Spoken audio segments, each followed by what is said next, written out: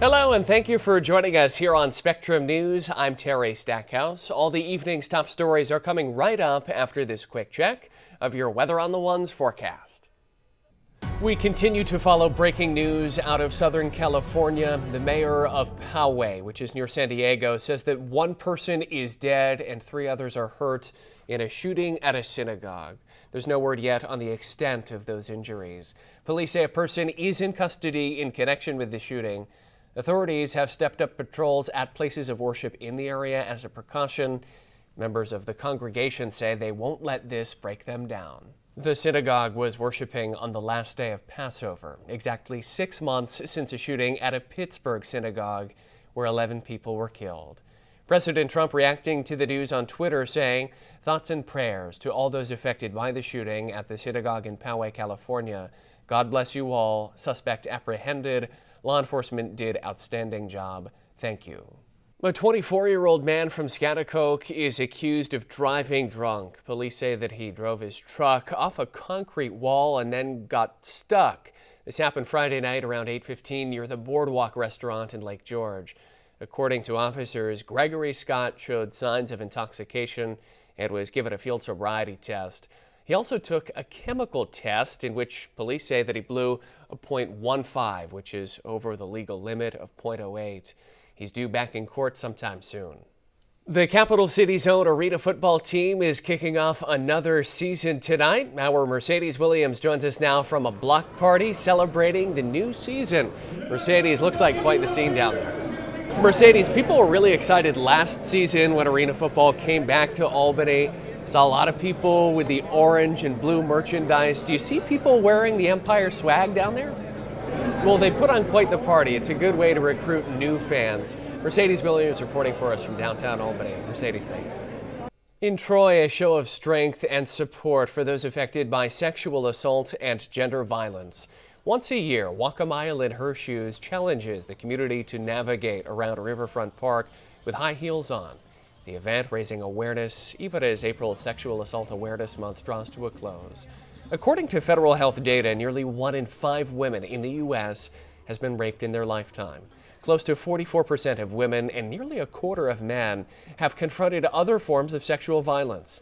Some say despite the lighthearted approach, the day was about defeating evil in our midst. This was all organized by the Sexual Assault and Crime Victims Assistance Program at St. Peter's Health Partners. All of the money raised will flow to services for people who have been victimized by sexual or gender violence. New York State has nearly 100,000 volunteer firefighters, and fire departments across the state spent the day hoping to recruit more. Our Erica Lee spent Saturday morning with the Bout Community Fire Department learning about what it takes.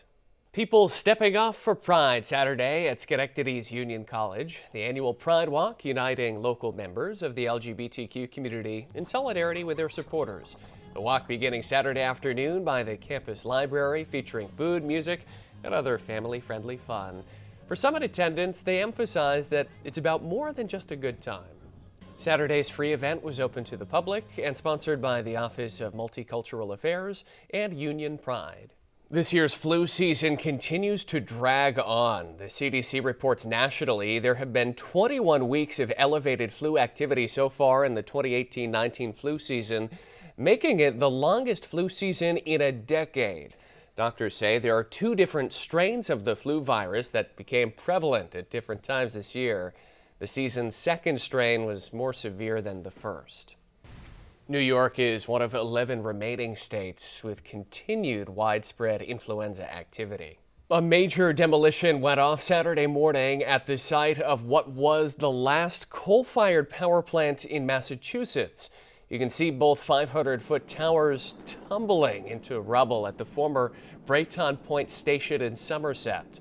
The plant burned coal since 1963 but closed down in 2017 as environmental groups pushed for cleaner energy sources. The property's new owners have plans to turn it into a multi-use facility supporting offshore wind farms. In the wake of President Trump's appearance at the NRA convention, retired Lieutenant Colonel Oliver North says that he will not serve a second term as president of the organization. The announcement comes after he lost support from other leadership in the group. North's announcement came after his apparent effort to force out top executive Wayne LaPierre. Several NRA board members threw their support behind LaPierre in the internal fight. Explosions from suspected terrorists in Sri Lanka as police move in during a raid in the eastern part of the country. This all happening Friday. 10 civilians were killed, including 6 children. 6 suspected terrorists are also dead. These explosions come after more than 200 people died in several attacks around Sri Lanka on Easter Sunday. ISIS has claimed responsibility for the attacks.